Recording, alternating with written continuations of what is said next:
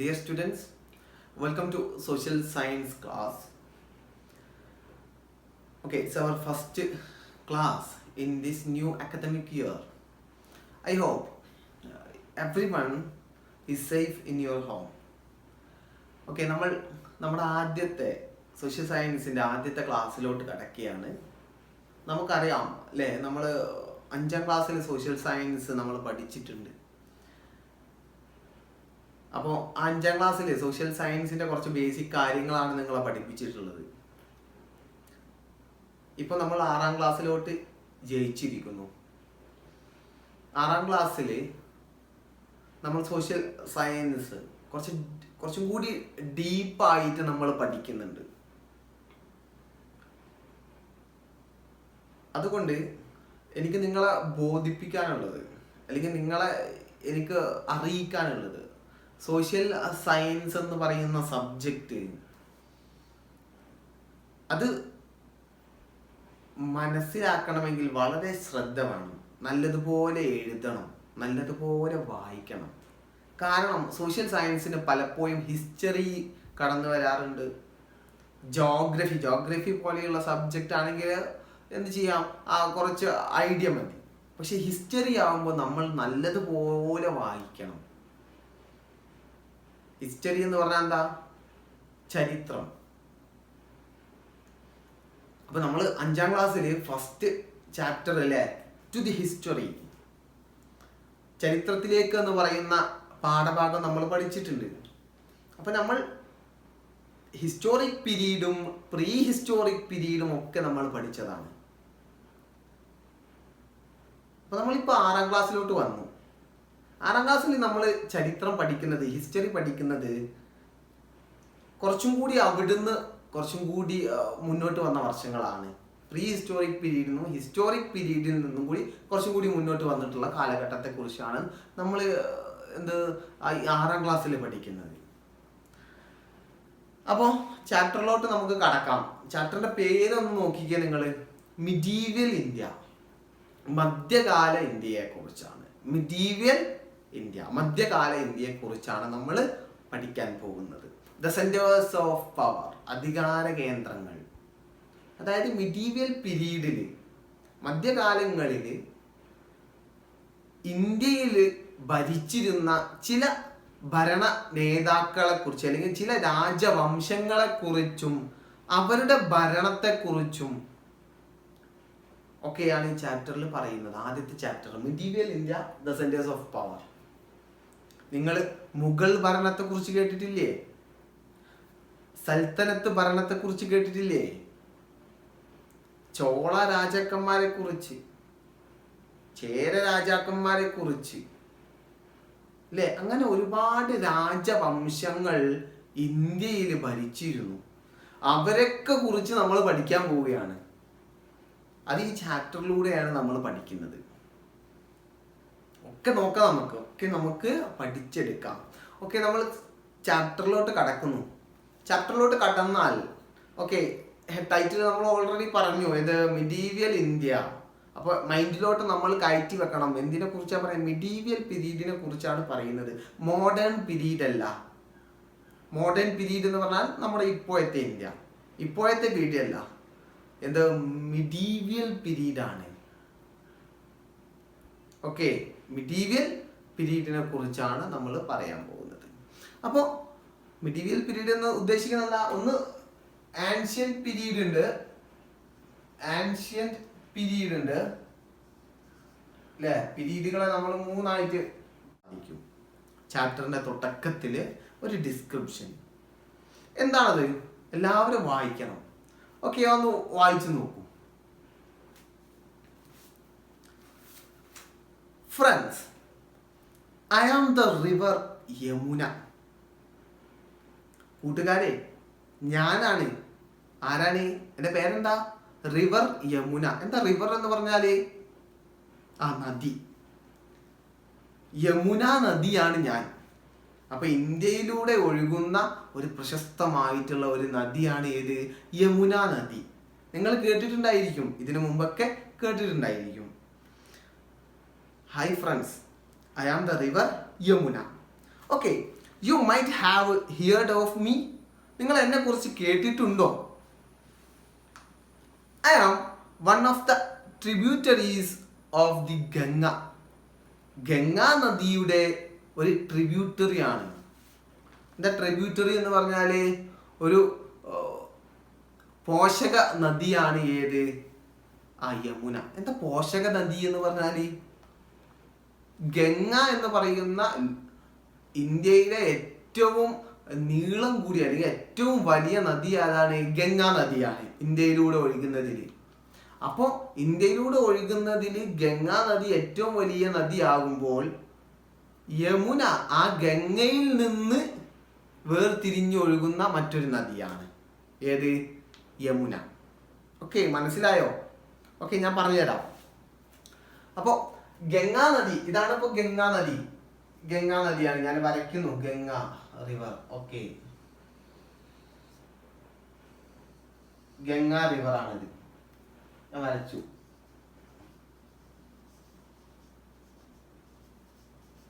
Ganga river ആണ് ഇത്. ഇന്ത്യയിലൂടെ ഒഴുകി പോകുന്നുണ്ട്.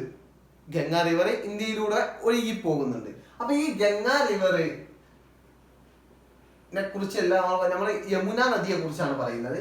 അപ്പൊ നമ്മൾ പറഞ്ഞു ട്രിബ്യൂട്ടറീസ്. എന്താ ട്രിബ്യൂട്ടറീസ് എന്ന് പറഞ്ഞാല്?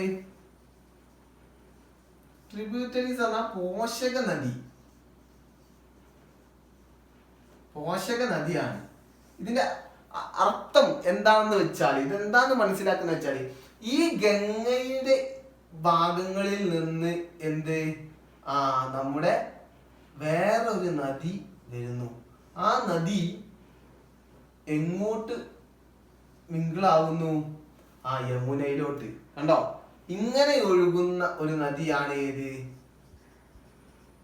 യമുന റിവർ. യമുന റിവർ. അപ്പൊ ഇത് ഗംഗാ റിവറും ഇത് യമുന നദിയുമാണ്. ഓക്കെ, നമുക്ക് എവിടെയൊക്കെ ഉത്ഭവ സ്ഥലങ്ങൾ, ഗംഗാ നദിയുടെ ഉത്ഭവ സ്ഥലം ഏതാ, യമുന നദിയുടെ ഉത്ഭവ സ്ഥാനം ഏതാന്നൊക്കെ നമുക്ക് നോക്കാം. ഓക്കെ, ഇനി നോക്കൂ. ഓക്കെ, അടുത്ത നോക്കൂ. I am the one of the tributaries of the Ganga. Ganga നദിയുടെ ട്രിബ്യൂട്ടറീസ് ആണ് എന്ത്, അല്ലെങ്കിൽ പോഷക നദിയാണ് എന്ത്? യമുന എന്ന് പറയുന്നത്. The longest river in India. ഗംഗയാണ് എന്ത് പറയുന്നത്? ലോങ്സ്റ്റ് റിവർ, അതായത് ഏറ്റവും നീളം കൂടിയ നദി ഏതാണ്? ഗംഗയാണ്. I originate from the Yamunotri in Uttarakhand.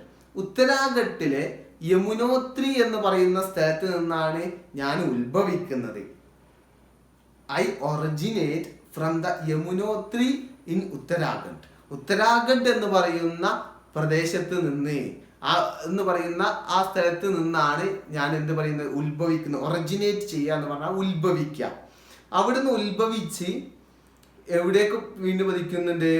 നമ്മുടെ ഗംഗാ നദിയിലോട്ട് വീണ്ടും പതിക്കുന്നുണ്ട്. Delhi is one of the important cities on my way. ഞാൻ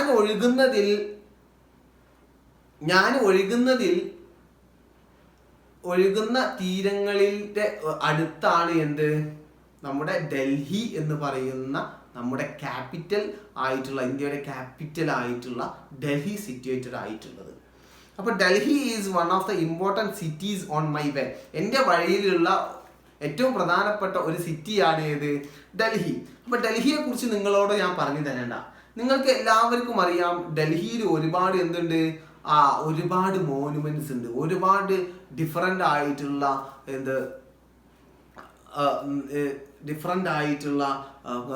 ബിൽഡിങ്ങുകളുണ്ട്, ഡിഫറെൻ്റ് ആയിട്ടുള്ള പ്ലേസുകളുണ്ട്, ടൂറിസ്റ്റ് പ്ലേസുകളുണ്ട്. ഒക്കെ ഡൽഹിയെ കുറിച്ച് നമ്മൾ ഒരുപാട് കേട്ടിട്ടുണ്ട്.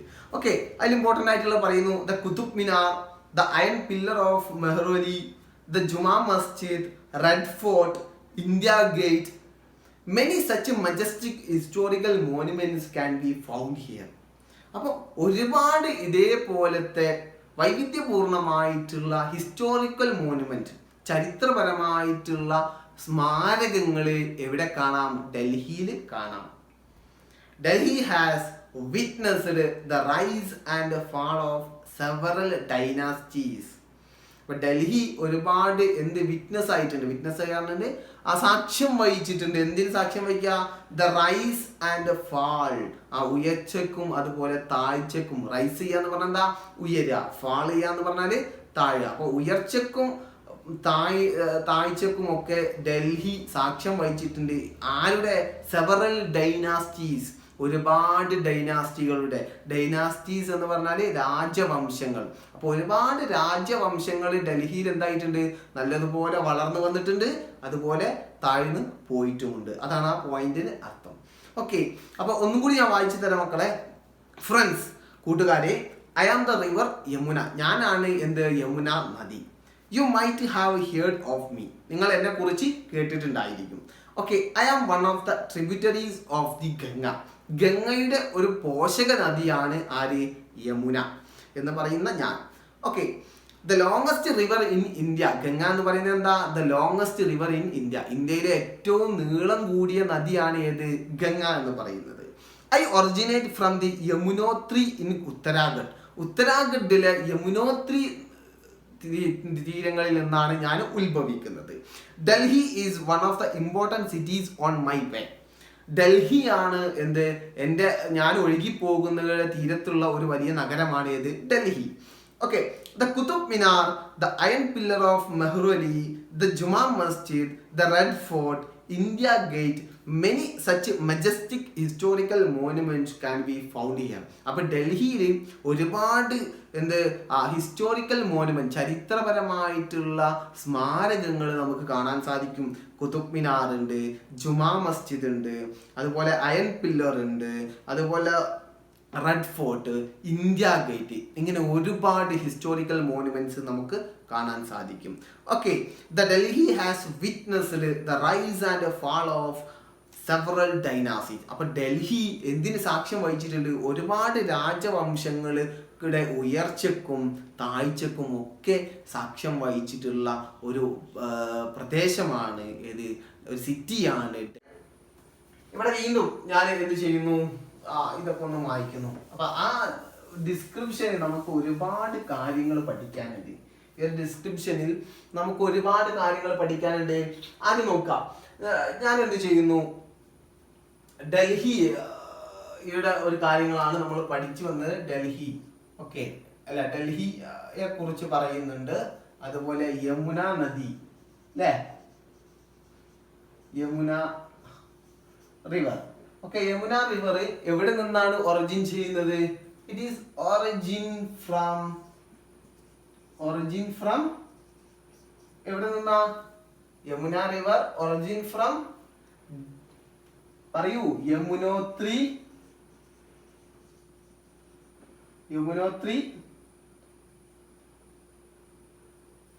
Okay, Yamunotri in Uttarakhand. ഉത്തരാഖണ്ഡിലെ യമുനോത്രിയിൽ നിന്നാണ് എന്ത്? ഉത്തരാഖണ്ഡ്. ഓക്കെ, ഉത്തരാഖണ്ഡിലെ യമുനോത്രിയിൽ നിന്നാണ് ആര് ഉത്ഭവിക്കുന്നത്? യമുന റിവർ ഉത്ഭവിക്കുന്നത്. ഓക്കെ, പിന്നെ യമുന റിവർ മാത്രമാണ് ഇതിൽ പറഞ്ഞിട്ടുള്ളത്. ഗംഗ എന്ന് പറയുന്ന ഒരു നദിയെ കുറിച്ചും പറഞ്ഞിട്ടുണ്ട്. ഗംഗ എന്താണ്?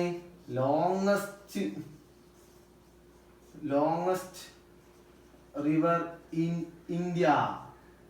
ഇന്ത്യയിലെ ഏറ്റവും നീളം കൂടിയ നദിയാണ് ഏത്? ഗംഗ എന്ന് പറയുന്ന നദി. ഈ ഗംഗയുടെ ട്രിബ്യൂട്ടറി ആണത്. വൺ ഓഫ് ദ ട്രിബ്യൂട്ടറി ആണ്. ട്രിബ്യൂട്ടറി ഈസ് യമുന, അല്ലേ? ഓക്കെ, ഈ ഗംഗാ നദിയുടെ ഒരു പോഷക നദിയാണ് ഏത്? യമുന നദി. അപ്പൊ ഈ യമുന നദി ഒഴുകി പോകുന്നത് എതിലൂടെയാണ്? ഡൽഹിയുടെ തീരങ്ങളിലൂടെയാണ്. കണ്ടോ, ഈ യമുന നദി ഇങ്ങനെ ഒഴുകി പോകുന്നത് എന്തിലൂടെയാണ്? ഡൽഹിയുള്ള ഇതിന്റെ സമീപവശത്തുള്ള ഒരു സ്ഥലമാണ്, സിറ്റിയാണ് ഡൽഹി. ഡൽഹി എന്ന് പറയുന്നത് ഒരുപാട് മോണുമെന്റ്സ് ഉണ്ട് ഡൽഹിയിൽ. ഹിസ്റ്റോറിക്കൽ മോണുമെന്റ്സ് ഉണ്ട്, ചരിത്രപരമായിട്ടുള്ള ഒരുപാട് മോണുമെന്റ്സ് ഉണ്ട്. ജുമാ മസ്ജിദ് ഉണ്ട്, അല്ലെ? ഡൽഹി ജുമാ മസ്ജിദ് ഉണ്ട്. പിന്നെ കുതുബ് മിനാർ ഉണ്ട്, അതുപോലെ റെഡ് ഫോർട്ട് ചെങ്കോട്ടയുണ്ട്, അതുപോലെ റെഡ് ഫോർട്ട് കഴിഞ്ഞാൽ പിന്നെ ഇന്ത്യ ഗേറ്റ്. ഇങ്ങനെ ഒരുപാട് ഡിഫറെന്റ് ആയിട്ടുള്ള നമ്മുടെ ഹിസ്റ്റോറിക്കൽ മോണുമെന്റ്സ് നമുക്ക് ഇവിടെ കാണാം, ഡൽഹിയിലുണ്ട് അല്ലേ. അപ്പൊ ആ ഡൽഹിയുടെ തീരത്തിലൂടെ ഒഴുകുന്ന യമുന നദിയാണ്. യമുന നദി എന്ന് പറയുന്നത് it is the one of the tributaries of Ganga. ഗംഗയുടെ ഒരു ട്രിബ്യൂട്ടറി ആണ്. ഗംഗ എന്ന് പറയുന്നത് എന്താണ്? Longest river in India. ഇന്ത്യയുടെ ഏറ്റവും നീളം കൂടിയ നദിയാണ് ഗംഗ. ഗംഗയുടെ പോഷക നദിയാണ്, ട്രിബ്യൂട്ടറി ആണ് യമുന. യമുന എവിടെ നിന്നാണ് ഉത്ഭവിക്കുന്നത്? യമുനോത്രി ഇൻ ഉത്തരാഖണ്ഡ്. അപ്പൊ ഇത്രയും കാര്യങ്ങൾ എന്തിലുണ്ട്? നമ്മുടെ ആ ഒരു ഡിസ്ക്രിപ്ഷനിൽ നൽകിയിട്ടുണ്ട്. ഓക്കെ, ഇനി നമുക്ക് നോക്കാനുള്ളത് ഇതിൽ പറഞ്ഞിട്ടുള്ള ഡൽഹിയെ കുറിച്ചാണ് നമ്മൾ ഇനി നോക്കാൻ പോകുന്നത്.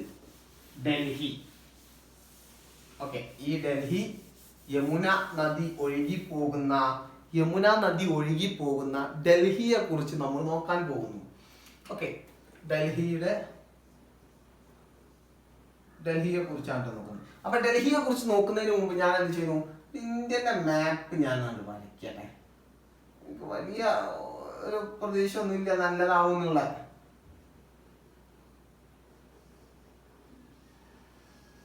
ഓക്കെ,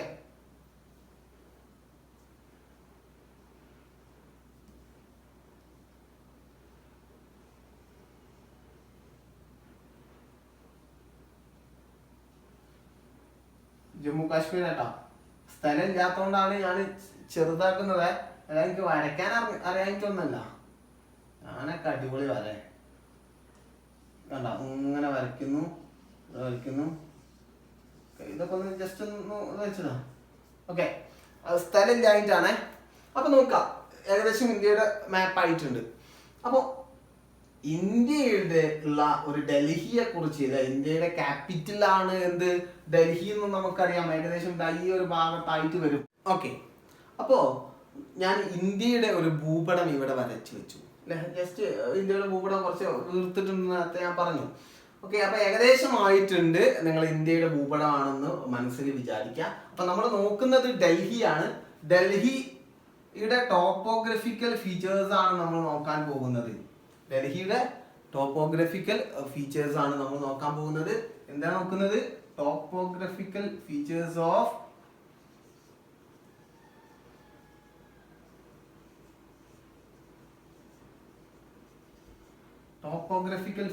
ആണ് നമ്മൾ നോക്കാൻ പോകുന്നത്. അപ്പോൾ എവിടെയായിട്ടാണ് ഡൽഹി ഉള്ളത്? ഇന്ത്യയുടെ ഏത് ഭാഗത്തായിട്ടാണുള്ളത്? നോർത്തിലാണുള്ളത് നമുക്കറിയാം. ഏകദേശം ഈ ഒരു ഭാഗത്തായിട്ടാണ് എന്തുള്ളത്? ഡൽഹി. ഓക്കെ, ഞാൻ മാർക്ക് ചെയ്തു. ഡൽഹിയെ ഞാൻ മാർക്ക് ചെയ്തു. അപ്പോൾ ഇതാണ് ഡൽഹി എന്ന് പറയുന്ന പ്രദേശം. ഓക്കെ, നിങ്ങളൊന്ന് വിചാരിക്കാം, കുറച്ചും കൂടി വേണമെങ്കിൽ ഇറക്കി ചെയ്താം. ഓക്കെ, ഇതാണ് ഡൽഹി. ഡി, ഇത് ഡൽഹിയാണ്, മാർക്ക് ചെയ്തു ഞാൻ. ഓക്കെ, നമ്മൾ നേരത്തെ പറഞ്ഞിട്ടുള്ള ആ ഡിസ്ക്രിപ്ഷൻ ഉണ്ടല്ലോ, ആ ഡിസ്ക്രിപ്ഷനിൽ ഇതിനെ കുറിച്ചാണ് പറയുന്നത്. ഇന്ത്യയിലൂടെ ഒഴുകുന്ന 2 നദികളെ കുറിച്ച് പറയുന്നുണ്ട്. ഏതൊക്കെയാണ് പറയുന്നത്? ഒന്ന് ഗംഗ റിവർ, മറ്റൊന്ന് Yamuna river. Okay, Ganga river നമുക്കറിയാം ഉത്തരാഖണ്ഡിലുള്ള ഗംഗോത്രി ഗ്ലേഷ്യറിൽ നിന്നാണ് ഉത്ഭവിക്കുന്നത്? ഗംഗാ നദി, അല്ലെങ്കിൽ ഗംഗാ നദി ഉത്ഭവിക്കുന്നത്. ഓക്കെ, ഗംഗാ നദി ഉത്ഭവിക്കുന്നത് നമുക്കറിയാം ഹിമാലയത്തിൽ നിന്നാണ് ഗംഗാ നദി ഉത്ഭവിക്കുന്നത്. ഇതാ, ഓക്കെ, ഞാൻ ഗംഗാ നദി വരയ്ക്കാൻ പോവുകയാണ്. ഓക്കെ, ഗംഗാ നദി ഞാൻ വരയ്ക്കുന്നു. ഇങ്ങനെ ഗംഗാ നദി വരച്ച് ഇങ്ങനെ ഇന്ത്യയിൽ കൂടി ഒഴുകി ബംഗ്ലാദേശിലോട്ട് പോകുന്ന, ഇവിടാണ് എന്തുള്ളത്? ബംഗ്ലാദേശ്.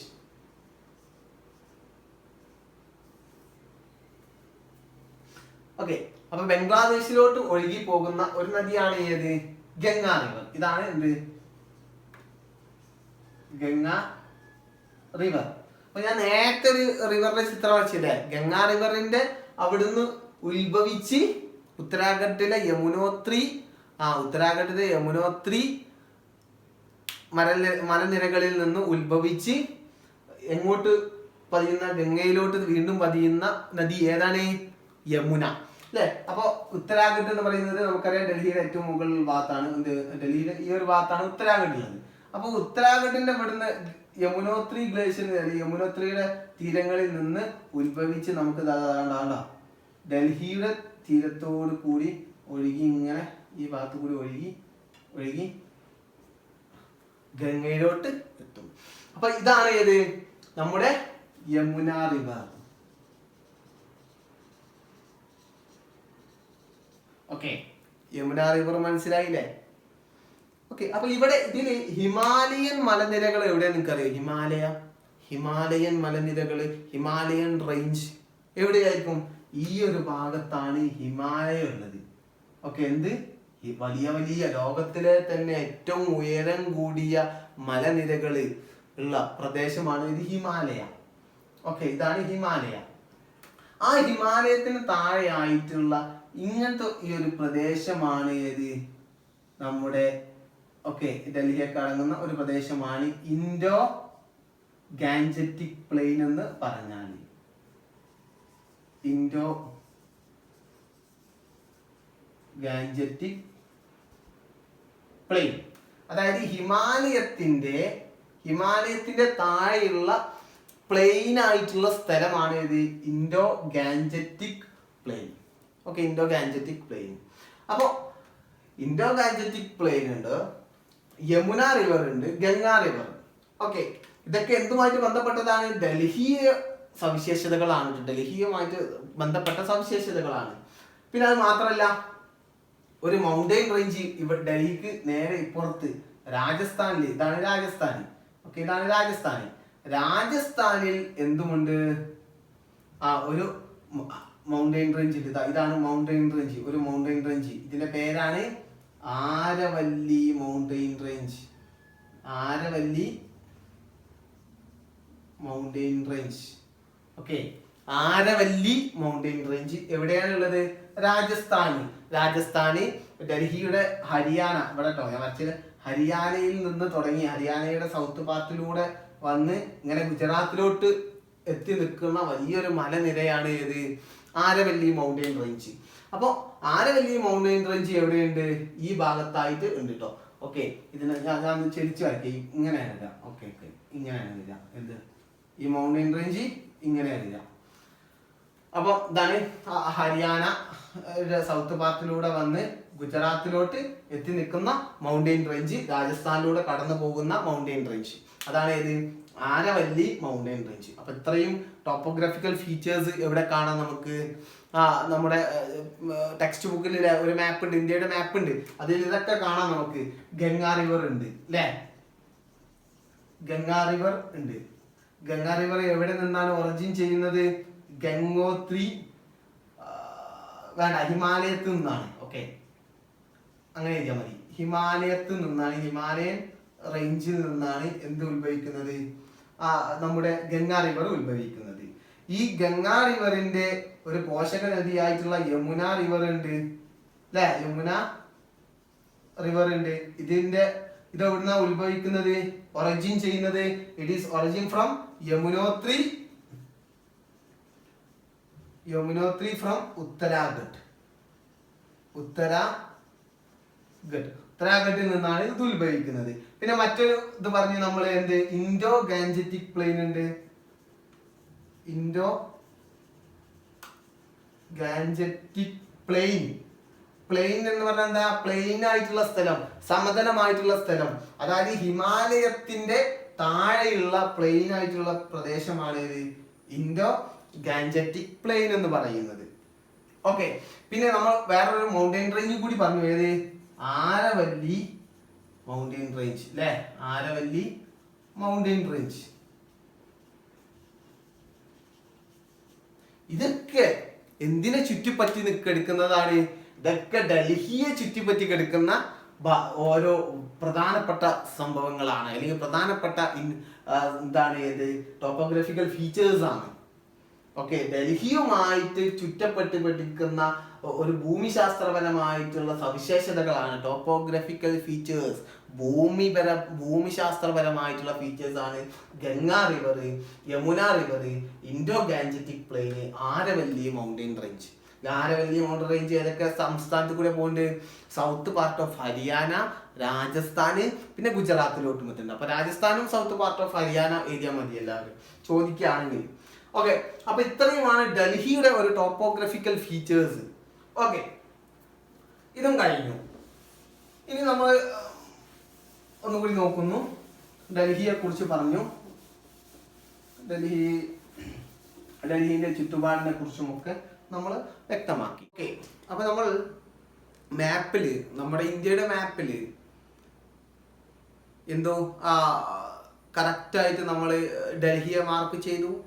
ഡൽഹിയുടെ ടോപ്പോഗ്രഫിക്കൽ ഫീച്ചേഴ്സ്, ഡൽഹിയോടനുബന്ധിച്ച് കിടക്കുന്ന ഭൂമിശാസ്ത്രപരമായിട്ടുള്ള സവിശേഷതകൾ നമ്മൾ നോക്കി അല്ലേ. ആദ്യം ഇൻഡോ ഗാഞ്ചറ്റിക് പ്ലെയിൻ ഉണ്ട്, പിന്നെ ഗംഗാ റിവർ ഉണ്ട്, പിന്നെ യമുന റിവർ ഉണ്ട്, പിന്നെ എന്താണ് ആരവല്ലി മൗണ്ടൻ റേഞ്ചസ് ഉണ്ട്. ഇതൊക്കെ എന്തുമായിട്ട് ബന്ധപ്പെട്ടിട്ടുള്ളതാണ്? ആ ഡൽഹിയുമായിട്ട് ബന്ധപ്പെട്ടിട്ടുള്ള ടോപ്പോഗ്രഫിക്കൽ ഫീച്ചേഴ്സ് ആണ്, അല്ലെങ്കിൽ ജിയോഗ്രഫിക്കൽ ഫീച്ചേഴ്സ് ആണ്.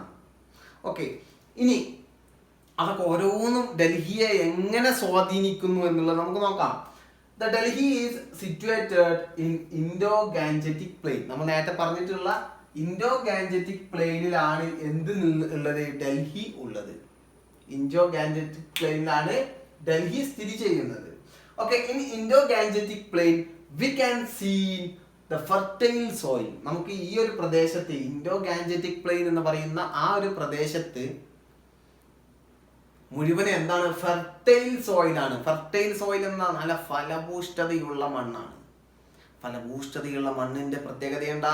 നല്ല കാർഷിക കൃഷി ചെയ്താൽ നല്ല വിളവ് ലഭിക്കും. അപ്പൊ അതുകൊണ്ട് തന്നെ the fertility of this region has been favourable for agriculture. ഈ സ്ഥലത്ത് നല്ല ഫെർട്ടൈൽ സോയിലാണ്, ഫെർട്ടിലിറ്റി ഉണ്ട്, ഫലഭൂഷ്ഠത ഉള്ളത് കൊണ്ട് ആ റീജിയന് എന്തിനനുയോജ്യമാണ്?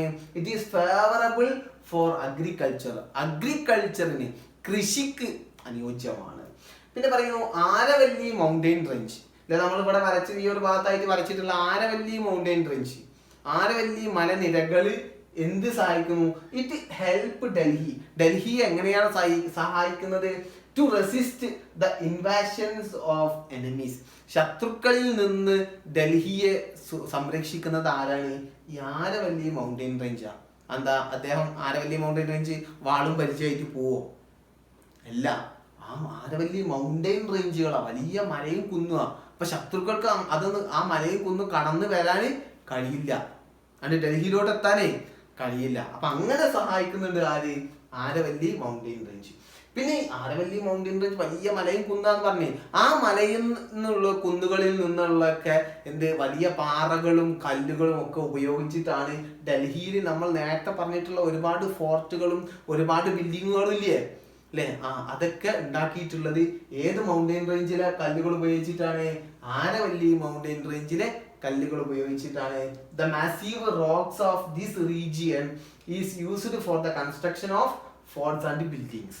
ഓക്കെ, പിന്നെ പറയുന്നു അതായത് മാസീവ് റോക്സ് എന്ന വലിയ ശിലകൾ അല്ലെങ്കിൽ വലിയ കല്ലുകൾ എവിടുന്ന്? ആരവല്ലി മൗണ്ടൻ റേഞ്ചിലെ വലിയ കല്ലുകൾ ഉപയോഗിച്ചിട്ടാണ് കൺസ്ട്രക്ഷൻ നടത്തിയിട്ടുള്ളത്. എന്തൊക്കെ? ഫോർട്ടും ബിൽഡിങ്ങും അല്ലെ. ഡൽഹിയിലുള്ള ഫോർട്ട്സ്, കോട്ടകളും അതുപോലെ ബിൽഡിങ്ങുകളും, വലിയ ബിൽഡിങ്ങുകളും ഒക്കെ നിർമ്മിച്ചിട്ടുള്ളത്. പിന്നെ റിവർ യമുന ഹെൽപ്സ്. യമുന നദി എങ്ങനെയാണ് ഡൽഹിയെ സഹായിക്കുന്നത്? വാട്ടർ സപ്ലൈ അല്ലെ, അവിടുത്തെ ആളുകൾക്ക് വേണ്ട, അവിടുത്തെ കൃഷിക്ക് അനുയോജ്യമായിട്ടുള്ള വെള്ളം ഒക്കെ നൽകുന്നത് ആരാണ്? യമുന നദിയാണ്. ആൻഡ് ഓൾസോ വാട്ടർ ട്രാൻസ്പോർട്ട് അല്ലെ, വെള്ളത്തിലൂടെയുള്ള ഗതാഗതം, വെള്ളത്തിലൂടെയുള്ള ബോട്ട് കപ്പലും ഒക്കെയുള്ള ഗതാഗതത്തിന് സഹായിക്കുന്നതും ആരാണ്? ഈ യമുന നദിയിലൂടെയാണ് സഹായിക്കുന്നത്. അപ്പൊ ഇത്രയുമാണ് ഇമ്പോർട്ടൻ്റ് ആയിട്ടുള്ള ടോപ്പോഗ്രഫിക്കൽ ഫീച്ചേഴ്സുമായിട്ട് ബന്ധപ്പെട്ടിട്ടുള്ള ഡൽഹിയുമായിട്ട് ബന്ധപ്പെട്ടിട്ടുള്ള കാര്യങ്ങൾ. അപ്പൊ ഇത്രയും മേന്മകൾ എന്തിനുണ്ട്? ഡൽഹിക്കുണ്ട്. നല്ല ഫലഭൂഷ്ഠതയുള്ള മണ്ണാണ്, ഫെർട്ടൈൽ സോയിലാണ് അല്ലെ. ഫെർട്ടൈൽ സോയിൽ എന്തുകൊണ്ടാണ്? ഫേവറബിൾ ഫോർ അഗ്രികൾച്ചറൽ അല്ലെ, നല്ല കൃഷിക്ക് നല്ല അനുയോജ്യമായിട്ടുള്ള മണ്ണ്. പിന്നെ ആരവല്ലി മൗണ്ടൻ റേഞ്ച് എന്ത് ചെയ്യുന്നു? പുറത്തു നിന്നുള്ള അക്രമികളെ തടഞ്ഞു നിർത്തുന്നു. അതുപോലെ ആരവല്ലി മൗണ്ടൻ റേഞ്ചിൽ വലിയ പാറകളൊക്കെ ഉപയോഗിച്ച് അവിടെ ഫോർട്ടുകളും ബിൽഡിങ്ങുകളും ഒക്കെ കെട്ടാൻ കഴിയും. അതുപോലെ യമുന റിവർ ഉള്ളത് കൊണ്ട് അവിടെ വാട്ടർ സപ്ലൈ ഉണ്ട്, വെള്ളത്തിനൊരു ക്ഷാമവും ഇല്ല. അതുപോലെ വാട്ടർ ട്രാൻസ്പോർട്ട് അല്ലെ, വെള്ളത്തിലൂടെ ഗതാഗതം സുഗമമായിട്ട് നടത്താം. ഇങ്ങനെയൊക്കെ ഉള്ളത് കൊണ്ട് ഡൽഹിയിലോട്ട് മറ്റു പുറത്തു നിന്നുള്ള ആളുകളുടെ കണ്ണുകൾ ഡൽഹിയിലോട്ട് പതുക്കിയാണ്. ഇങ്ങനെ ഒരു സ്ഥലത്ത് നല്ല ഉഷാറായിട്ടുള്ള ഒരു സ്ഥലമുണ്ട്, ഡൽഹി എന്ന് പറയുന്ന ഒരു ഉഷാറായിട്ടുള്ള സ്ഥലമുണ്ടെന്ന് ആളുകൾ മനസ്സിലാക്കുന്നു. അതുകൊണ്ട് പല റൂളേഴ്സും ഭരണാധികാരികളും എങ്ങോട്ട് വരുന്നു? ഡൽഹിയിലോട്ട് കടന്നു വരുന്നു.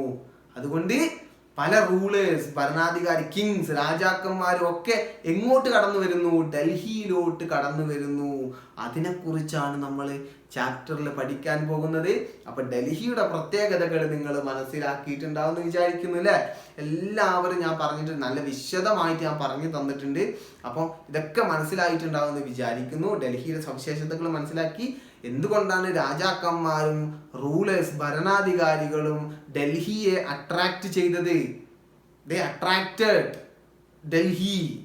It is because of these features of Delhi. ഡൽഹിയുടെ ഈ സവിശേഷതകളാണ് എന്തിനെ പുറത്തു നിന്നുള്ള റൂളേഴ്സിനെ ഡൽഹിയേക്ക് കേന്ദ്രീകരണം മാറ്റിയിട്ടുള്ളത്. ഓക്കെ, അതിനെക്കുറിച്ചൊക്കെ നമുക്ക് ഇനി വരുന്ന ക്ലാസ്സുകളിൽ നമുക്ക് ചർച്ച ചെയ്യാം. ഓക്കെ.